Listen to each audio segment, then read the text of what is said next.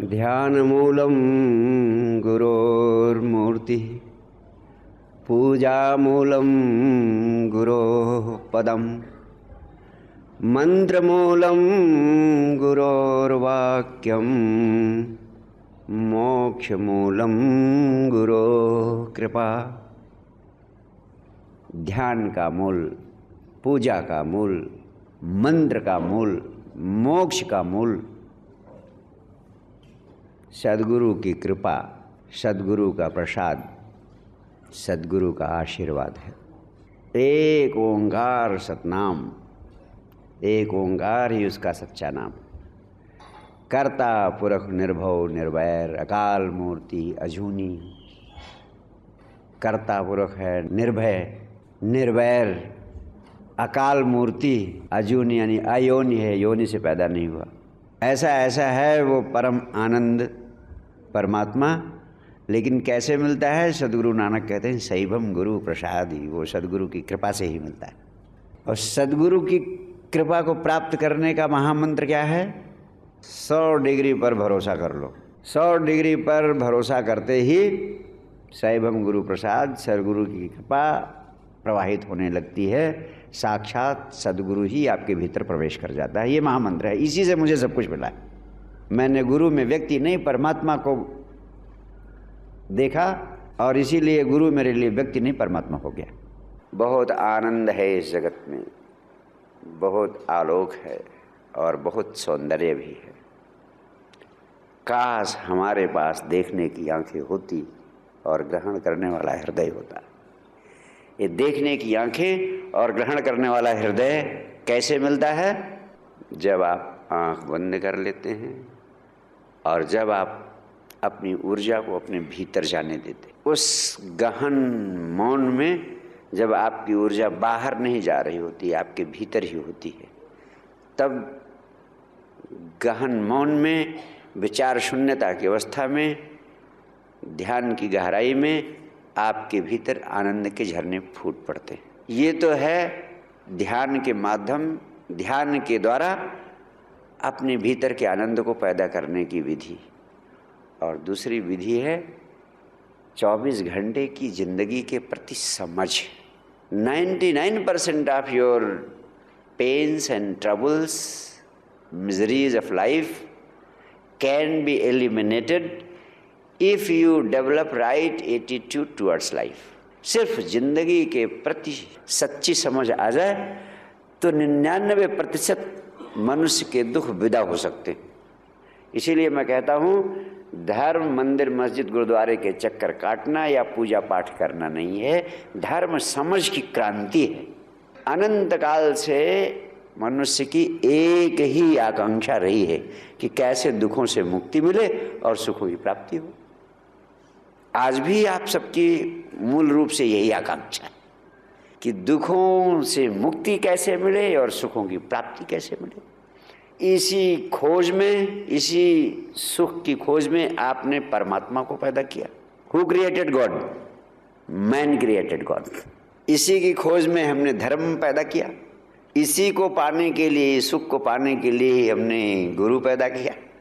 और इसी को पाने के लिए हम जिंदगी भर हर प्रकार का उद्यम, हर प्रकार का उपाय, हर प्रकार का उपचार करते रहते। लेकिन सबसे बड़ा दुर्भाग्य है कि यही सुख हमें मिलता नहीं।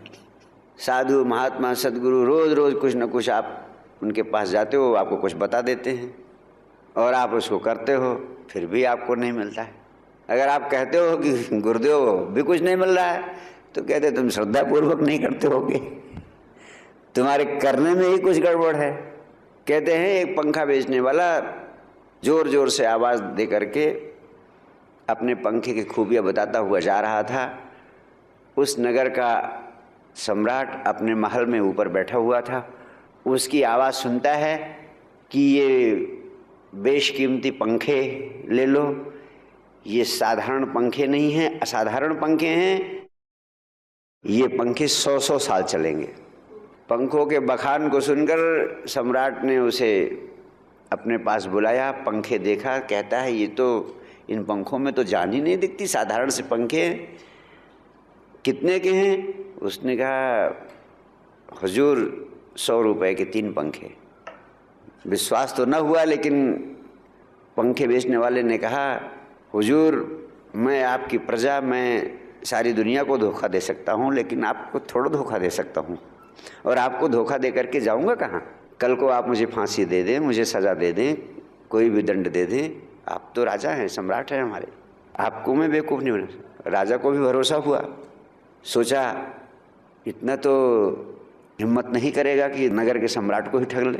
उसने पंखे ले लिए, लेकिन तीसरे दिन ही पंखा टूट गया और फिर उसकी आवाज़ सुनाई दी।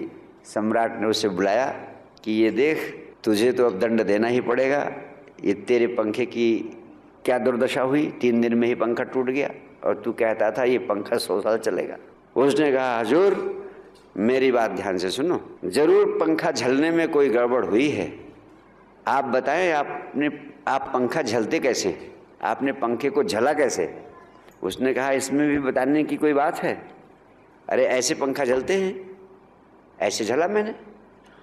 उन्होंने कहा हुजूर यही तो गलती हो गई, ये साधारण पंखे नहीं हैं, हुजूर आपको पंखा झलने का तरीका सीखना होगा। हुजूर पंखे को हाथ से पकड़िए और सिर को हिलाइए, पंखा 100 साल चलेगा, पंखा 100 साल चलेगा। तुम्हारे जितनी विपत्तियां हैं, तुम्हारे जितने दुख हैं, सबके मूल में सिर्फ तुम्हारी नासमझी है जिंदगी के प्रति। मेरे देखे मनुष्य के जीवन की एक ही सबसे बड़ी भूल है, और वो भूल यह है कि वो अपनी भूलों से सीखता नहीं। भूल करना बुरा नहीं, लेकिन एक बार भूल करता है उससे सीखता नहीं।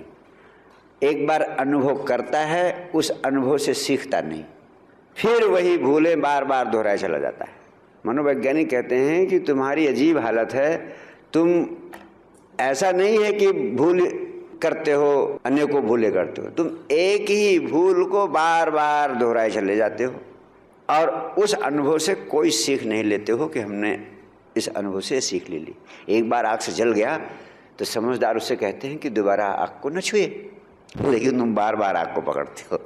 कहते हैं मुरारी लाल के घर एक दिन चोर घुस गया, और चोर आधी रात घुसा। उसके घुसने की आवाज़ से, आहट से पत्नी जग गई। पत्नी ने मुरारी लाल को जगाया और कहा देखो मुझको लगता है कोई घर में घुसा, कोई चोर आया है। उन्होंने कहा, मुरारी लाल ने नींद में ही आवाज़ दी, भाई कोई चोर तो नहीं आया, कोई घर में घुसा तो नहीं है। चोर ने आवाज़ दी कोई भी नहीं है। जब उसने आवाज़ दी कोई भी नहीं है तो मुरारी लाल सो गया। अब बताओ ऐसे आदमी के घर दोबारा चोरी होगी कि नहीं होगी? दोबारा भी 15 दिन बाद चोर घुस गया। फिर पत्नी ने जगाया, उसने फिर आवाज़ दी, फिर चोर ने कहा कोई नहीं घुसा है।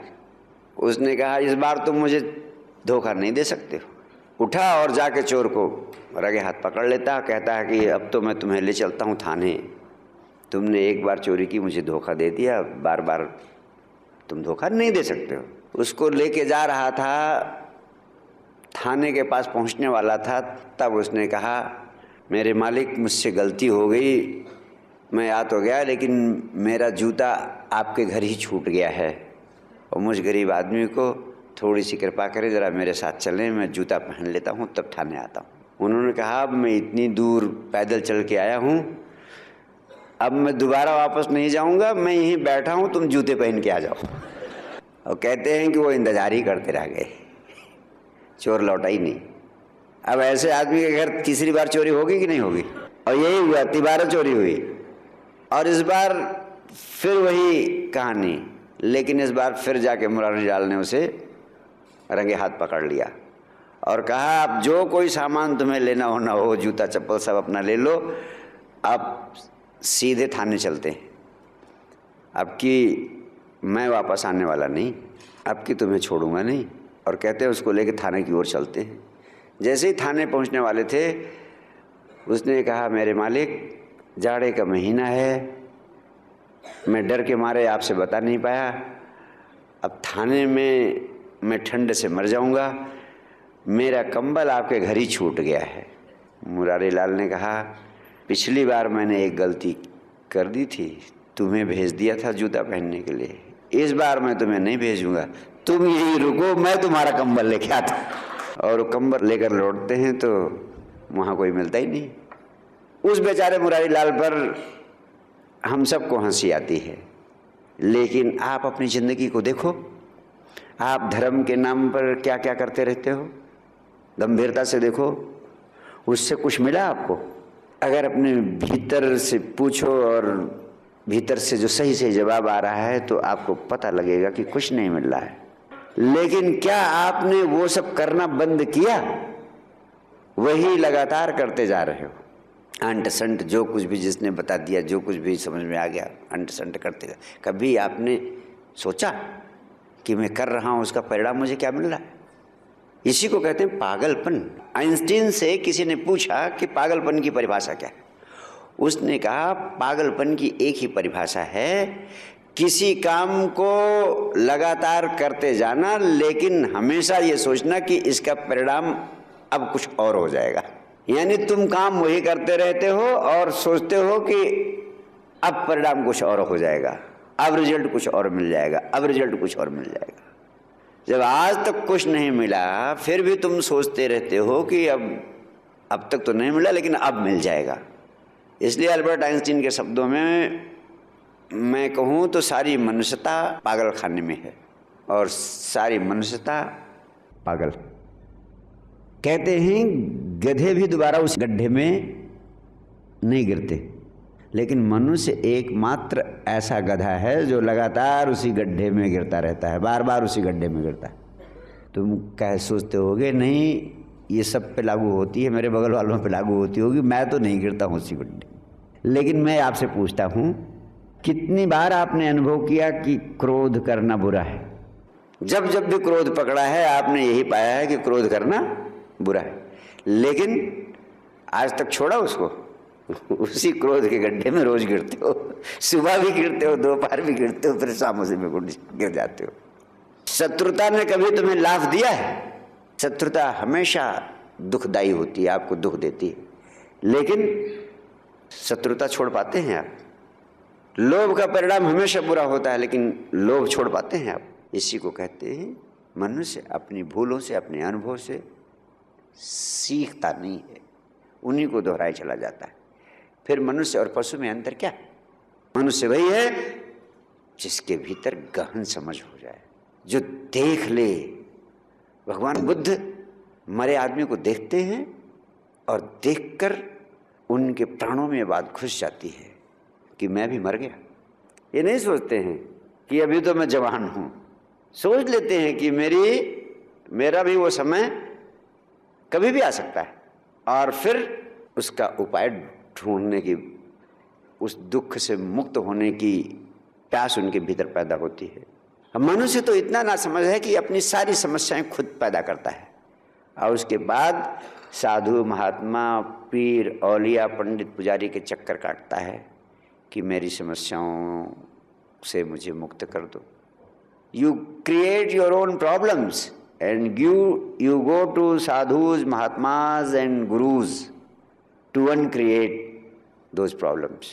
You create and rush to gurus to uncreate it. तुम समस्या पैदा करो और दूसरों के चक्कर काटो कि तुम्हारी समस्या खत्म कर दो। और जबकि सभी संबुद्धों का कहना है कि तुम्हारे सभी दुखों का कारण तुम्हारी नासमझी। एक दिन एक युवा दंपति अपने बच्चों सहित संत फरीद के पास पहुंचा। उसने कहा, गुरुदेव, दुनिया के कोने कोने से लोग आपके पास आते हैं आशीर्वाद के लिए, मेरे जीवन में भी बड़े दुख हैं, मुझे भी आशीर्वाद दीजिए, मुझे भी दुखों से मुक्त कीजिए। फरीद थोड़ा सोचे, चिंता में पड़ गए, आंखें बंद की, फिर आंखें खोली, एकाएक उठे और अपने झोपड़े के सामने जो खंभा गड़ा था उस खंभे को दोनों हाथों से ऐसे पकड़ के जोर जोर से चिल्लाने लगे, बचाओ बचाओ, इस खंभे ने मुझे पकड़ रखा है, बचाओ बचाओ, इस खंभे ने मुझे पकड़ रखा। सारा गांव इकट्ठा हो गया, कहने लगा, फरीद, सारी दुनिया के लोग तुमसे ज्ञान लेने आते हैं, शिक्षा लेने आते हैं, आशीर्वाद लेने आते हैं, तू इतना ना समझ, खंभे ने थोड़ा पकड़ रखा है तुम्हें। तुमने ही खंबे को पकड़ रखा है, छोड़ दो खंबे को और छूट गया। फरीद ने कहा, यही बात तो मैं तुम सारे लोगों को इतने दिन से समझाना चाहता हूं कि तुम सारे लोग दुखी हो, लेकिन दुखों ने तुम्हें नहीं पकड़ रखा है, तुमने ही दुखों को पकड़ रखा है। तुम छोड़ दो और ये अपने आप छूट गए। सिर्फ तुम्हें छोड़ने की जरूरत है। और तुम देखो गंभीरता से, तमाम सारे दुख तुम्हारे इसलिए हैं, सिर्फ इसलिए हैं कि तुमने अपनी सोच ऐसे ही बना रखी है। ऐसा ना हुआ तो क्या होगा, वैसा ना हुआ तो क्या होगा, बेटा बेटी, मेरा भविष्य, फलाना टकन, सब दुख तुम्हारी नासमझी गलत सोच के कारण है। गंभीरता से विचार करिए, गंभीरता से सोचिए, सिर्फ अपनी सोच बदल दीजिए, सारे दुख उसी समय खत्म। ऐसा नहीं कि इतने संबुद्ध हुए हैं, उनके जीवन में सब चीज़ें अच्छी अच्छी ही होती हैं, लेकिन वो 24 घंटे मौज में रहते हैं। बुद्ध 24 घंटे मौज में रहते हैं, कबीर 24 घंटे मौज में रहते हैं। अमी झरत विकसत कमल, अमृत झरता रहता है, खाने को रोटी नहीं। आज कपड़ा बुनते थे, कल बाजार में बेचते थे, तब कल के खाने का जुगाड़ होता था। लेकिन वो कहते हैं अमी झरत विकसत कमल, अमृत झरता रहता है, अरे आनंद झरता रहता है, हजार हजार पंखुड़ियों वाला कमल खिला रहता है। पाछे पाछे हरि फिरें कहत कबीर कबीर, नानक आनंदित हैं, एक तारे की तान पे गीत गाए जा रहे हैं, सिर्फ नासमझी से मुक्त हैं। और एक महत्वपूर्ण सत्य आपसे कहना चाहता हूं, सुख और दुख सिर्फ आदतें हैं। दुखी रहने की तो आपने आदत डाल रखी है, सुखी रहने की आप आदत डाल सकते हैं। एक महामंत्र देता हूं, 21 दिन तक आप प्रयास करिए, throw a challenge to yourself. सुबह सोकर उठिए कि मैं बिल्कुल आनंदित रहूंगा दिन भर। 21 दिन तक जिस चीज़ का आप अभ्यास करते हैं, मैंने बताया वो आदत बन जाती है, और उसी का 90 दिन अभ्यास कर लेते हैं तो वो आपका स्वभाव बन जाता है।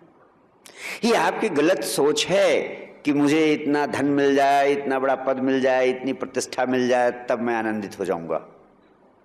मेरा अनुभव कहता है, सभी संबुद्धों के जीवन का अनुभव है कि जिसने अपने आनंद पर शर्त लगाई वो आज तक आनंदित नहीं हो सका। आप बेशर्त आनंदित होने का संकल्प ले लीजिए अभी, यहीं इसी क्षण, कि कुछ भी हो जाए, कुछ भी होता रहे, मेरा आनंद भंग नहीं होगा, मैं अपना आनंद भंग नहीं होने दूंगा, मैं तो हंसता हुआ ही जीऊंगा। और मेरा मानना है कि अगर आपने बेशर्त आनंदित जीवन जीने का अभ्यास शुरू कर दिया, आनंदित आप जीने लगे, तो ब्रह्मांड की सारी शक्तियां आपकी ओर आकर्षित होंगी, और जो आप चाहोगे, जो आप चाहोगे, वो सब कुछ आपको मिलना शुरू हो जाएगा। जितना धन चाहते हो उतना धन आपको अस्तित्व देगा, जितना पद चाहते हो उतना बड़ा पद देगा, जो प्रतिष्ठा चाहते हो प्रतिष्ठा, जो भी आप चाहोगे या अस्तित्व आपको तुरंत देना शुरू कर देगा। लेकिन एक ही शर्त है, बेशर्त आनंदित हो जाओ। कि मैं शर्त नहीं लगाऊंगा, कोई कंडीशन नहीं लगाऊंगा कि मेरी बेटी का ब्याह हो जाए तब मैं आनंदित होऊंगा, या बेटे को नौकरी लग जाए, या अपना मकान बड़ा हो जाए। तुम सारे लोग शर्तें लगा देते हो, इसीलिए तुम जिंदगी में कभी आनंदित नहीं हो पाते हो। और संबुद्धों के साथ, संबुद्धों का हाल दूसरा है। मैं अपने जीवन का अनुभव कह रहा हूँ। मेरे सदगुरु ने मुझे यही तो सबसे बड़ा दान दिया। उन्होंने कहा तुम आनंदित हो जाओ मेरे भरोसे, और तुम आनंदित हो जाओ, उसके बाद जो जो तुम चाहते हो वो सब कुछ तुम्हें मिलता चला जाएगा। और ये सत्य बात आपको कह रहा हूं, यही अनंत काल से संबुद्धों ने कहा है। लेकिन तुम्हारी दिशा उल्टी है, तुम उल्टी दिशा में चलते हो। आप सब विपरीत दिशा में चलते हैं, शर्त लगाकर चलते हैं, इसीलिए आप कभी आनंद के अनुभव को नहीं गुजर पाते हैं, कभी प्राप्त नहीं कर पाते हैं। जीसस ने अद्भुत वचन कहे, seek first the kingdom of God, all else shall follow. पहले तुम प्रभु के राज्य में प्रवेश करो, यानी पहले तुम आनंदित हो जाओ। ऑल एल्स शैल फॉलो, बाकी सब चीजें तुम्हें अपने आप मिलती चली जाएंगी। कितनी अद्भुत बात कही। लेकिन विज्ञान कहता है कि कारण हो तो कार्य होता है, if there is cause the effect will follow. लेकिन अध्यात्म का एक और गहरा नियम है जो मैं आपसे कहना चाहता हूं, कि तुम परिणाम पैदा कर दो, कारण अपने आप पीछे पीछे चले आएंगे। ये भी उतना ही सत्य है। निस्संदेह बीज से वृक्ष होता है, बीज हो तो वृक्ष होता है। लेकिन अगर वृक्ष आपके हाथ लग जाए तो लाखों करोड़ों बीज अपने आप आपके हाथ लग जाते हैं। चाहे परिणाम से शुरू करो तो कारण चला आता है, कारण से शुरू करो तो परिणाम चला आता है। तुम्हारी आदत है कि तुम सोचते हो कि कारण हो तो मैं परिणाम की बात सोचूं, लेकिन मेरा मानना है कि तुम परिणाम पहले पैदा करो। Seek first the kingdom of God, पहले तुम आनंदित हो जाओ, ऑल एल्स विल फॉलो।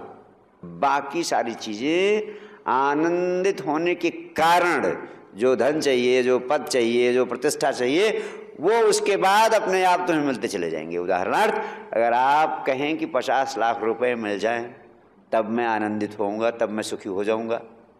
जिस दिन 50 लाख रुपए मुझे एकाएक मिल गए तब मैं आनंदित हो जाऊंगा। अब आप 50 लाख रुपए के इंतजाम में लगे रहेंगे। अब 50 लाख रुपए के इंतजाम जब होगा, अब हो सकता है इस जीवन में हो ही ना पाए, या जाने कितना समय लग जाए, ये तो बाहरी परिस्थितियों पर निर्भर है। फिर तो तुम कभी आनंदित ना हो पाओगे, तुम्हारा आनंद पोस्टपोन हो गया। मेरा कहना है कि तुम आनंदित हो जाओ और तुम आनंद भाव में जीते हुए 50 लाख पाने के लिए विचार शक्ति का प्रयोग करना शुरू कर दो, विचार शक्ति के विज्ञान का प्रयोग शुरू कर दो। बेशर्त आनंदित होकर विचार शक्ति के विज्ञान का प्रयोग करके 50 लाख पाने की दिशा में प्रयास करो। मैं कहता हूं देखते देखते चमत्कार हो जाएगा। 50 लाख रुपए की जगह 50 करोड़ रुपए भी आप प्राप्त कर लेंगे। अगर तुम इस बात की प्रतीक्षा करते रहे कि साम्राज्य मिल जाए तो मैं सम्राट होने की मौज ले लूंगा, तो समझ लेना कि साम्राज्य कभी नहीं मिलने वाला है और तुम सम्राट बनने की मौज कभी नहीं ले पाओगे, कभी सुखी न हो सकोगे। साम्राज्य तो सिकंदर का भी पूरा नहीं हो सका, उसके पहले उसे भी मरना पड़ा था। सदगुरु वही है जो बिना साम्राज्य के सम्राट बनने की कला सिखा देता है। तुम्हें वही सिखाने आया हूं तुम्हें। अगर मेरे शब्द तुम्हारे हृदय में प्रवेश कर सके तो एक एक व्यक्ति की संभावना है, जहां है वहीं पर सम्राट की तरह जीने की, वहीं पे सम्राट की तरह जी सकता है। इसके लिए आवश्यकता क्या है? सिर्फ समग्रता से सम्राट की तरह आनंदित जीवन जीने का अभ्यास करने की जरूरत है। In totality start living happily like a king. मेरे पास लोग आते हैं, कहते हैं कि सर भीतर से तो आती नहीं, तो कैसे हम आनंदित हो जाए? मैं कहता हूं भीतर से ना आए तो कम से कम आनंदित होने की एक्टिंग तो कर ही सकते हैं आप। आनंदित होने की एक्टिंग करना, अभिनय करना शुरू कर दीजिए। आनंदित होने की एक्टिंग इतनी समग्रता से, इतनी टोटलिटी से, इतनी पूर्णता से करिए कि आपके सामने असली सम्राट भी नकली दिखाई पड़ने लगे और आप असली दिखाई पड़ने लगे। इतनी समग्रता से करो। ऊर्जा का विज्ञान कहता है कि जिस चीज को आप समग्रता से करते हैं, 100 डिग्री पर कर देते हैं, वह असलियत में बदल जाती है। तो जिस अभिनय को आप समग्रता से करेंगे, रोए रोए से, पूरे प्राणों से करेंगे, वो असलियत में बदल जाएगी। और मैं सदगुरु को साक्षी मान करके कहता हूं, इसी विधि से मैंने 24 घंटे की मौज पाई है, इसी विधि से मैं 24 घंटे आनंदित जीवन जीने लगा हूं। और आप इस विधि का उपयोग करो, आपका जीवन भी 24 घंटे मौज में होता चला जाएगा। और जब तुम मौज में जीने लगोगे तो अस्तित्व की सारी संपदा, जो जो चाहोगे वो आपकी ओर भागती हुई चली आएगी, वो आपको मिलने लगेगी। ये मैं साइंस ऑफ डिवाइन, अध्यात्म का विज्ञान आपको दे रहा हूं। मैंने अनुभव किया है, आप भी अनुभव करके इसका लाभ उठा सकते हैं। जीवन ऊर्जा अद्भुत ढंग से काम करती है। ऊर्जा की समग्रता हर कृत्य को वास्तविकता में, असलियत में बदल देती है। कुछ लोग मुझसे कहते हैं कि गुरुदेव यही इतनी मुश्किल है कि एक्टिंग मुझसे नहीं हो पाती है। यहां पर मैं कहता हूं कि यही बात आपकी बिल्कुल छूट है, अगर आप ऐसा सोचते हैं तो। क्योंकि एक्टिंग तो आप 24 घंटे करते रहते हो, दिन भर करते रहते हो। पत्नी के सामने आपका चेहरा कुछ और होता है, पड़ोसन के सामने कुछ और हो जाता है, बॉस के सामने आपका चेहरा कुछ और होता है, मातहत के सामने कुछ और ही हो जाता है। किसी से तुम उधार मांगने जाओ तो तुम्हारा चेहरा कुछ और होता है, कोई तुम्हारे यहाँ उधार मांगने आ जाए तो तुम्हारा चेहरा कुछ और हो जाता है। रावण के तो 10 ही थे, रावण के तो 10 ही चेहरे थे, तुम तो दिन भर में सैकड़ों बदलते हो। अब एक चीज मैं कहूंगा कि इस बात की एक्टिंग कर लो तो कहोगे गुरुजी मैं बहुत खरा आदमी हूं, एक्टिंग मुझसे होती नहीं। एक्टिंग, अभिनय करने की सबकी सामर्थ्य। 21 दिन तुम अभिनय करो और इतनी समग्रता से करो कि किसी को लगे ना कि एक्टिंग कर रहे हो। 21 दिन करोगे आदत बन जाएगी, 90 दिन करोगे स्वभाव बन जाएगा और हंसता हुआ जीवन तुम्हारे जीवन का अभिन्न अंग बन जाएगा। झुग्गी झोपड़ी शिक्षा सेवा मिशन का लक्ष्य है बचपन से ही ध्यान और प्रेम की दीक्षा तथा आधुनिक ज्ञान और विज्ञान की विश्व स्तरीय शिक्षा उपलब्ध कराना। किंतु दुर्भाग्यवश हमारे देश में 6 से 14 साल के करीब 6 करोड़ बच्चे स्कूल नहीं जाते और करीब 1.25 करोड़ बच्चे मजदूरी करने के लिए विवश हैं। इस तरह भारत का भविष्य कहे जाने वाले अधिकांश बच्चे भारी संख्या में देश के समस्त शहरों में झुग्गियों में पैदा होते हैं और किसी स्कूल का मुंह देखे बिना भीख मांगने या फिर जेब काटने की ट्रेनिंग लेकर या विवशतावश बाल मजदूर बनकर जीवन का नरक झेलते झेलते मर जाते हैं। इन बच्चों से इनकी मासूमियत छीनने के लिए सारा देश अपराधी है। इसलिए झुग्गी झोपड़ी शिक्षा सेवा मिशन के माध्यम से हिंदुस्तान के हर शहर के उन बच्चों के लिए जो किसी स्कूल का मुंह तक नहीं देख पाते, उच्च कोटि की विश्व स्तरीय आधुनिक शिक्षा के साथ साथ महामेधा क्रिया के माध्यम से ध्यान और प्रेम की संजीवनी उपलब्ध कराते हुए उन्हें देश का शिक्षित एवं जिम्मेदार नागरिक बनाने का हमने संकल्प लिया है। हमारा मानना है कि जीवन सृजन की इस वैज्ञानिक प्रयोगशाला से गुजरकर एक ऐसा मनुष्य जन्म लेगा जो धरती पर आध्यात्मिक और भौतिक क्रांति का सूत्रपात करेगा। गाजियाबाद शहर के साइंस डिवाइन फाउंडेशन में यह संकल्प पूर्णतः साकार हो रहा है, जिसके लिए आपका सहयोग वांछित है। इस दिशा में आपका छोटा सा संकल्प आपके शहर के हजारों नन्हे मुन्ने अबोध बच्चों को मौत के मुंह में जाने से अथवा नारकीय जीवन जीने से बचा सकता है। खेल खेल में तुम बुद्धत्व को प्राप्त कर लोगे। अब वो समय नहीं है कि तुम्हें बुद्धत्व को प्राप्त करने के लिए भगवान वीर की जगह, भगवान बुद्ध की जगह, भगवान महावीर की जगह 6 साल, 10 साल, 12 साल, 15 साल, 50 साल जंगलों में तपस्या करनी पड़ेगी। ये नासमझियां हैं।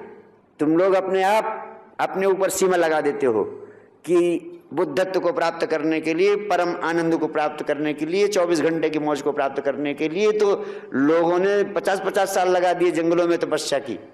नहीं, अब आप बहुत आगे बढ़ चुके हैं। थॉमस एडिसन को बिजली का बल्ब जलाने में 20 साल लग गए थे, लेकिन अब आप 1 मिनट भी नहीं लगता बिजली का बल्ब जला लेते हैं। क्षण भर में बटन दबाई नहीं कि बिजली आन। अब आप बटन दबाकर बिजली जलाएं तो मिनटों में जल जाएगी, सेकंडों में जल जाएगी। और आप उसी ढर्रे से चलें कि मैं भी सीखूं कैसे थॉमस एडिसन ने बल्ब जलाया था। आप खुद अपने ढंग से जलाने की चेष्टा करेंगे तो 20 साल क्या 50 साल भी लग सकते हैं, 100 साल भी लग सकते हैं। अब बुद्धत्व का विज्ञान इतना विकसित किया जा चुका है, इतने वैज्ञानिक इसमें आगे आ चुके हैं कि उनका लाभ लेकर के जो काम उन्होंने 50 साल में, 100 साल में, 40 साल में, 20 साल में, 12 साल में, 10 साल में किया, वो काम आप 12 मिनट में कर सकते हो, 10 मिनट में कर सकते हो। और अगर आप कुछ समझ में आ गई मेरी बात तो अभी आपके जीवन में क्रांति हो सकती है, अभी विस्फोट हो सकता है, अभी आपका पूरा का पूरा जीवन बदल सकता है। हो सकता है आज के बाद बहुत सारे लोग यहाँ से जाएं और अपने जीवन में अनुभव करें कि मेरा जीवन तो पूरा बदलने लगा। आपको कठिन लगता है सिर्फ इसलिए क्योंकि आपने इस दिशा में प्रयास नहीं किया है। You have never tried.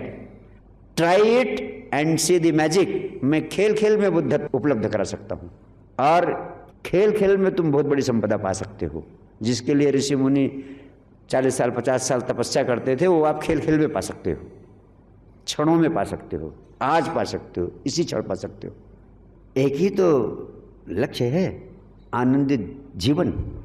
सारे धर्म का, सारे उद्यम का, सारे भौतिकवाद का, सारे अध्यात्मवाद का, सबका एक ही तो लक्ष्य है कि जीवन में आनंद की रसधार कैसे हो। और आनंद की रसधार पैदा करने का महामंत्र आपको दे रहा हूं, जिसको मैंने स्वयं अनुभव किया, पाया है। आप स्वयं अनुभव करो। और इतना सरल मार्ग बता रहा हूं कि कोई भी व्यक्ति इसको सिद्ध कर सकता है, साध सकता है थोड़े से प्रयास में। और चौथी महत्वपूर्ण बात आनंदित जीवन के संबंध में आपसे कहना चाहता हूं कि यार खाली हाथ आए हो, खाली हाथ चले जाओगे। इतनी सारी जिंदगी बीत गई है, थोड़ी सी बची है। जितनी बची है, इस थोड़े से समय में इतना सारा उपद्रव करने की क्या ज़रूरत है? इतने ज़्यादा झंझटों में उलझने की क्या ज़रूरत है? ये सब रेत के मकान हैं, ताश के महल हैं। चाहे एक बना लो, चाहे 10 बना लो, फिर चाहे 100 बना लो, सब गिर जाने हैं। जिस दिन आप न रहे, सब यहीं धरा रह जाएगा। जब लात चलेगा बंजारा, सब जिस क्षण तुम ना रहे, उस क्षण चाहे 10 बना लो, चाहे 20 बना लो, चाहे 50 बना लो, सब गिर जाएंगे। सब ताश के महल जैसे ढेर हो जाएंगी। फिर काहे चिंता करते हो कि तुम्हारा छोटा है मकान, उसका बड़ा है? फिर छोटे बड़े की काहे चिंता सताती है जब गिरी जाना है? रेत के हैं, ताश के हैं। जैसे महासागर में लहरें गिरती हैं, उठती हैं, गिरती हैं, बुलबुले बनते हैं। तुम्हारा हाल वही है कि एक बुलबुला दुखी होता है कि मैं तो छोटा हूँ, दूसरा बुलबुला कहता है मैं तो बड़ा हूँ। तुम्हें छोटे बुलबुले होने का दुख है, उसको बड़े बुलबुले होने की अकड़ है। दोनों ही नासमझ हो। तुम एक चीज़ भूल जाते हो कि दोनों ही क्षण भर में फूट जाने हैं। चाहे बुलबुला छोटा है, चाहे बुलबुला बड़ा, दोनों ही क्षण भर में फूट जाना है। बुलबुले में हीनता का भाव आए कि मैं छोटा हूँ, बड़े बुलबुले में अकड़ का भाव आए कि मैं तो बहुत बड़ा हूँ, तो तुम्हें हंसी आ जाएगी, आएगी ना? उन बुलबुलों की बात सुनकर हंसी आ रही है ना? और वैसे ही तो तुम भी बुलबुले हो। तो छोटे बुलबुले होने की हीनता क्यों पकड़ती है तुम्हें? बड़ा बुलबुला होने की अकड़ क्यों पकड़ती है तुम्हें? नासमझियाँ हैं। इन नासमझियों से जो मुक्त हो जाता है, वही ध्यानी है, वही आध्यात्मिक है, वही साधु है, वही सिद्ध है, वही संत है। और पांचवी बात आनंद जीवन के महासूत्र के संबंध में आपसे कहता हूँ, आप करता नहीं हैं, आपके करने से कुछ नहीं होता है। इसीलिए सभी धर्मों का सार आपको पता है? सभी धर्मों का सार है समर्पण, यानी अस्तित्व के प्रति समर्पण का भाव, सर्व स्वीकार का भाव। समर्पण यानी सर्व स्वीकार। जो कुछ भी आ रहा है जिंदगी में, उसको स्वीकार कर लो। थोड़ा आ रहा है स्वीकार, ज़्यादा आ रहा है स्वीकार, सुख आ रहा है स्वीकार, दुख आ रहा है स्वीकार। सर्व स्वीकार का भाव। दो ही विधियां आज तक पैदा हुई हैं, सुख और दुख। या तो दोनों को छोड़ने की साधना करो, ये सन्यासियों का मार्ग है। उन्होंने कहा सुख दुख दोनों को ही, दोनों से ही बचना चाहते हैं, दोनों से मुक्त होना चाहते हैं, वो सन्यासी का मार्ग है। मेरा मार्ग वो नहीं है। मेरा मार्ग है गृहस्थ सन्यास। गृहस्थ सन्यास का सार है कि मैं सुख को भी स्वीकार करता हूँ, मैं दुख को स्वीकार करता हूँ। दोनों को जो स्वीकार कर लेता है, जो आए उसकी मर्जी। नानक, सदगुरु नानक की विधि आपको पता है क्या है? न जप, न तप, न ध्यान। उनकी विधि है हुक्मी रजाई चलना, नानक लिखिया नाली। यानी उसके हुक्म से राजी हो जाना ही धर्म है, क्योंकि उसके हुक्म के विपरीत कुछ नहीं होना है। इसलिए तुम उससे राजी हो जाओ। जो आए तुम्हारी जिंदगी में, उसके प्रति स्वीकार का भाव। यानी तैरो नहीं, बहो जिंदगी में। बहने के लिए, तैरने के लिए तो हाथ पैर मारना पड़ता है, थकोगे तुम। बहने के लिए सिर्फ सवार हो जाओ पानी पर। हाथ पैर नहीं मारोगे तो तुम सवार हो जाओगे। उड़ो नहीं, तिरो। तिरने का अर्थ है, जैसे आपने देखा होगा पक्षी आकाश में ऊंचे उड़ते उड़ते कुछ देर बाद तो पंख मारना बंद कर देता है, उस हवाओं पे तिरने लगता है। ऐसे जिंदगी में तिरो। संघर्ष रहित जीवन, कोई संघर्ष ही नहीं, सर्व स्वीकार का भाव। जो आए उसके प्रति स्वीकार का भाव। इसी को समर्पण कहते हैं, इसी को सर्व स्वीकार कहते हैं। सुख को भी सुख आया तो स्वीकार, दुख आया तो स्वीकार। स्वीकार करते ही दुख की हवा निकल जाएगी। ये अद्भुत बात है। आप दुख से दुखी क्यों होते हैं? इसीलिए दुखी होते हैं क्योंकि आप उसके विपरीत चाहते हैं, उसको स्वीकार करने के लिए तैयार नहीं है। इसलिए वो दुख आपको बेधता है, छेदता है, तकलीफ देता है। लेकिन जब आप उसके प्रति स्वीकार का भाव पैदा कर लेते हैं, एसेंस ऑफ टोटल एक्सेप्टेंस, तब दुख की हवा निकल जाती है। ये सारे दुख आएंगे और दुख तुम्हें दुखी ही नहीं कर पाएंगे, मजबूरी में फिर विदा हो जाएंगे, चले जाएंगे। अस्तित्व का नियम है, कोई चीज़ इस अस्तित्व में स्थायी नहीं। आए इसके पहले कि आए, समुद्र की लहर की तरह है, आई आते ही चली जाती है। तो दुख भी आ रहा है तो समझना कि ये स्थायी नहीं, हमेशा रहने वाला नहीं, ये भी चला जाएगा। दिस टू शैल पास, ये भी गुजर जाएगा। तो सुख और दुख दोनों के प्रति स्वीकार का भाव, ये महामंत्र दे रहा हूं। देखो, दुख आए और उसको स्वीकार कर लो, थोड़ा रेजिस्टेंस ना करो, विरोध ना करो, स्वीकार के भाव में आ जाओ। इतने में ही दुख के ऊपर सवार हो जाओगे, दुख तुम्हें पीड़ा नहीं दे पाएगा। इसीलिए धर्म, सभी धर्मों का सार है समर्पण, कर्ता भाव का विसर्जन।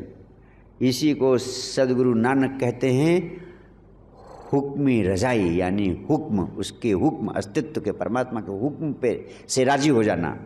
इसी को वेदों ने रित कहा है। रित का सारा अर्थ यही है कि समर्पण, सर्व स्वीकार का भाव। भगवान बुद्ध ने इसी को धम्म कहा है। भगवान महावीर ने इसी समर्पण को नियम कहा है कि इस अस्तित्व में सब नियम से होता है, आप उसमें कुछ नहीं कर सकते। लाओ त्से ने इसी को ताओ कहा है।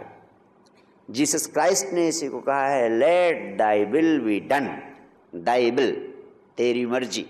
जब क्राइस्ट को सूली पर चढ़ाया गया, उन्होंने शिकायत नहीं की कि प्रभु तुम अपने बेटे के साथ क्या कर रहे हो, इतनी नाइंसाफी कैसे कर रहे हो। मैं तो जिंदगी, तुम होते तो कहते जिंदगी भर इतना बड़ा बड़ा पुण्य किया, हमेशा धर्म के रास्ते पर चलता रहा, और मेरे साथ ऐसा व्यवहार कर रहे हो प्रभु, अपने सबसे प्रिय बेटे के साथ, कि उसको सूली दे रहे हो।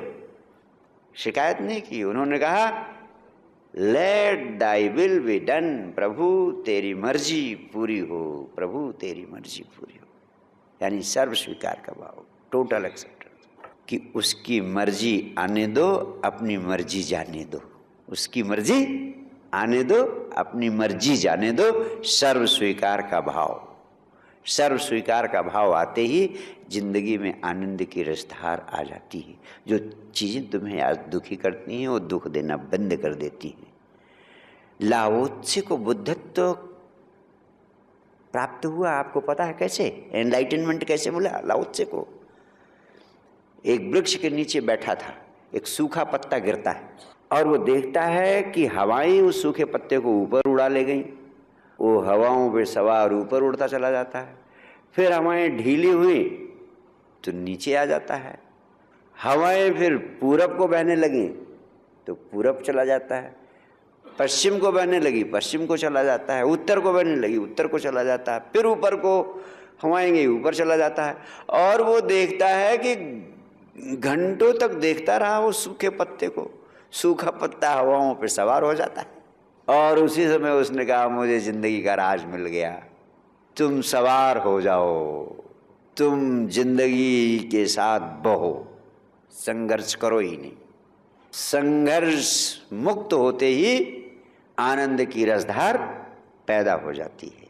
संघर्ष मुक्त होते ही बुद्धत्व प्रकट हो जाता है। संघर्ष मुक्त होते ही समर्पण सच्चे अर्थों में तुम्हारी जिंदगी में प्रवेश कर जाता है। ये तो नकली समर्पण है जो तुम कहते हो कि गुरुदेव मैंने आपके हाथ आपके प्रति समर्पण कर दिया है।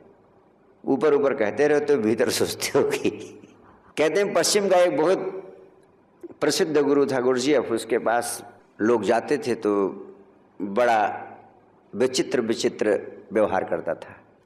एक दिन एक बड़ी धनवान महिला अपने पति को लेकर के गई, बड़ी ख्याति सुनी थी। गुरुजीएफ से कहा कि मेरे पास धन संपदा किसी चीज़ की कमी नहीं है, बस सिर्फ शांति चाहिए मुझे, आनंद चाहिए, इसी तलाश में इतनी दूर से हम पति पत्नी आए आपके पास। उसने कहा, गुरु ने कहा, मेरी जिम्मेदारी में तेरे को पूरी शांति, पूरी आनंद, सब कुछ दिए देता हूँ, वचन देता हूँ। बस तेरे पास जितने गहने हैं, हीरे जवाहरात हैं, जितने आभूषण हैं, जो भी तेरे पास इस समय हैं, जो भी तू पहन के आई है, लेके आई, ये सारे मुझे दे दे। और इनकार न कर सकी, उसने सब कुछ उतार के दे दिया। हीरे की अंगूठियाँ, हीरे सोने के जवाहरात, जो कुछ भी थे सब पोटली बनाई और दे दिया उसे। और रात में सोने गई तो उसे नींद ही नहीं आ रही थी, आश्रम में ठहरी थी। बहुत रात तक नींद नहीं आई तो जो बगल के कमरे में ठहरी हुई थी, उसके कमरे में जाकर बैठ गई, उससे बातचीत करने लगी और अपनी पीड़ा रोक नहीं पाई। उसने बता दिया कि ये गुरु तो बहुत खतरनाक है, इसने मेरे सारे आभूषण, सारी ज्वेलरी, सारे हीरे जवाहरात सब निकलवा लिए। उसने कहा, तू परेशान न हो, ये ऐसे ही बददिमाग है, इसने मेरे भी गहने उतरवा लिए थे लेकिन मुझको तो तीसरे दिन ही दे दिया था वापस। बड़ी राहत मिली उसे, उसको नींद आ गई।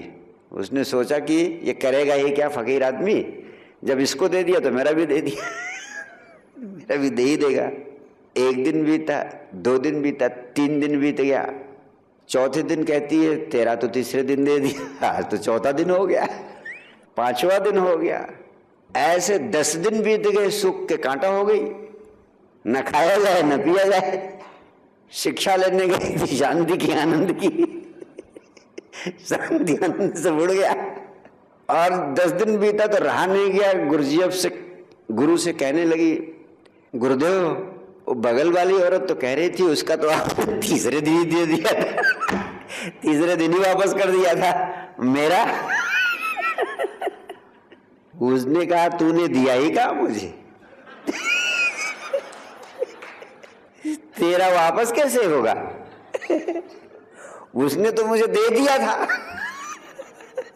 उसने तो ये समझा कि मैंने ले लिया है, गया, उसने तो दे दिया था, उसको तो याद ही नहीं रही, तो उसका मैंने वापस दे दिया क्योंकि उसका मेरे पास आ गया था।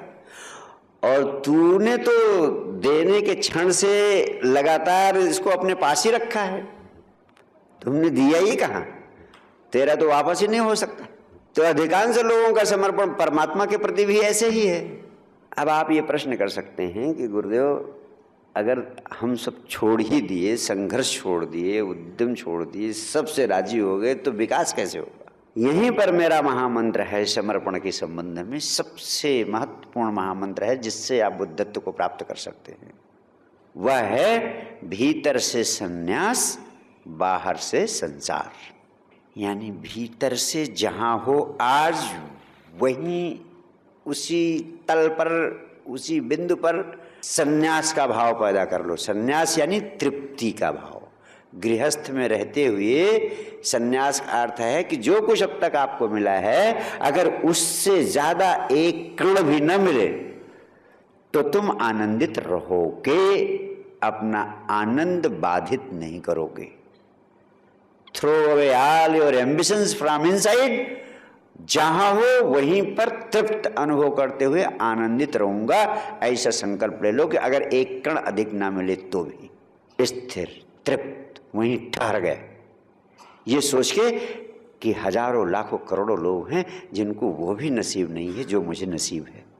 आपके पास इतना है, जितने लोग यहाँ बैठे हो, आप सबके पास इतना है जितना हजारों लाखों करोड़ों के पास वो चीज़ नहीं है। आपके पास मकान है, करोड़ों के पास मकान नहीं है। आपको खाने की सुबह शाम की रोटी मिलती है, करोड़ों को नहीं मिलती है। आप स्वस्थ हैं, करोड़ों अस्पतालों में हैं।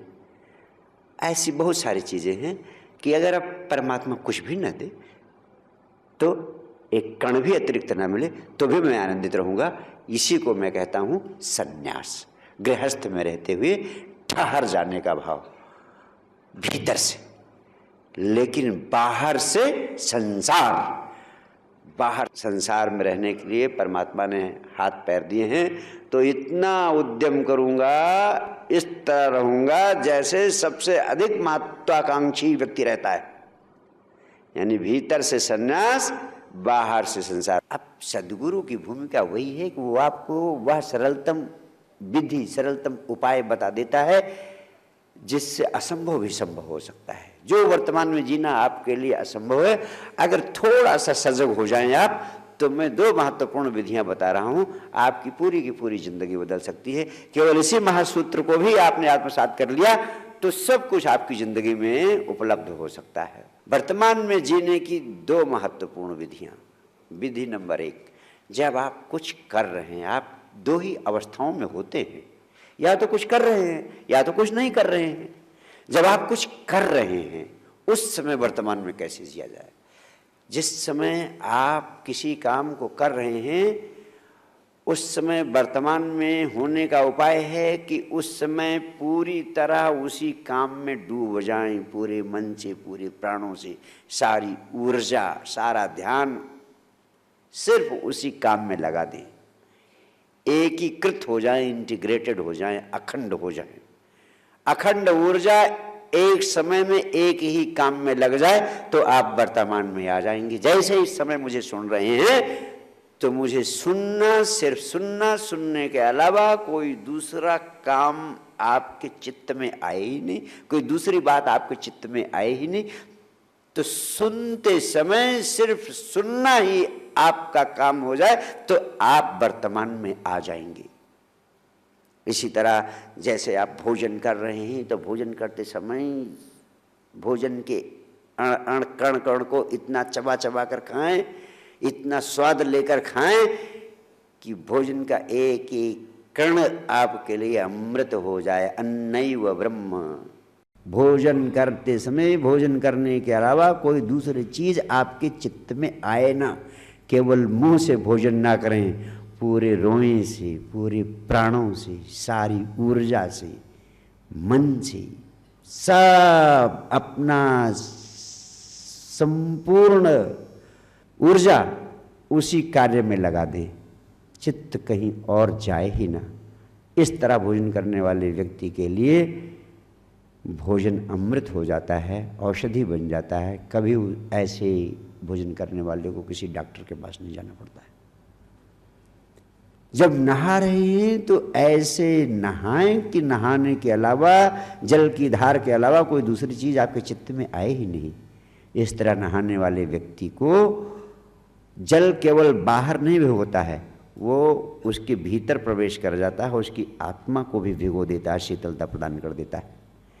आपके पूरे जिंदगी की गुणवत्ता ही, quality of your life and living will change.